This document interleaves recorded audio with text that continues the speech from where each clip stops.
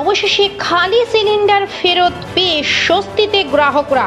তাজ্জব কাণ্ড নদিয়ার কৃষ্ণগঞ্জে।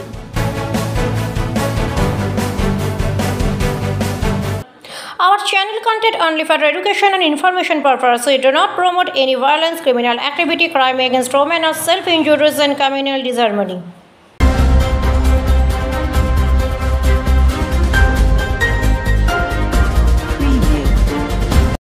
আজ একাধিক গ্রাহক ফিরে পেলেন খালি সিলিন্ডার, কিন্তু গ্রাহকরা তো প্রায় গ্যাস ভর্তি সিলিন্ডার। তাহলে ব্যাপারটা কি? অবাক হচ্ছেন তো? হ্যাঁ, সত্যি এরকম তাজ্জব ঘটনাই ঘটেছে নদিয়ার কৃষ্ণগঞ্জে।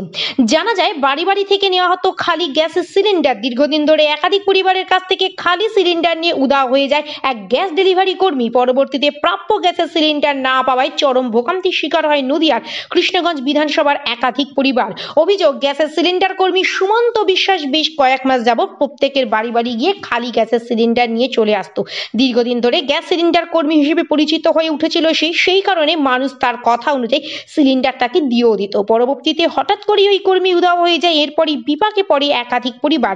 ঘটনাটি ইন্ডিয়ান গ্যাসের ডিস্ট্রিবিউটরকে জানালে তিনি কিছু করতে পারেননি বলেই জানা যায়। অবশেষে কৃষ্ণগঞ্জ বিধানসভার শিবনিবাসের গ্রাম পঞ্চায়েতের প্রধান বিজলি সর্দারের কাছে এই সার্বিক পরিস্থিতির কথা তুলে ধরেন গ্রাহকরা। এরপর পঞ্চায়েত প্রধানের প্রচেষ্টায় শনিবার খালি সিলিন্ডারগুলি ফিরে পায় একাধিক পরিবার। তবে অনেকের মনেই প্রশ্ন উঠছে, ওই সুমন্ত বিশ্বাস খালি গ্যাসের সিলিন্ডার মজুত করে তবে কি অসাধুভাবে ব্যবসা শুরু করেছিল? যদিও সেই প্রশ্নের উত্তর এখনো পাওয়া যায়নি। এখনো অভিযুক্ত সুমন্ত বিশ্বাসকে গ্রেফতার করতে পারেনি পুলিশ। তবে গ্রাহকরা তাদের সিলিন্ডারগুলি ফেরত পেয়ে যথেষ্টই স্বস্তিতে।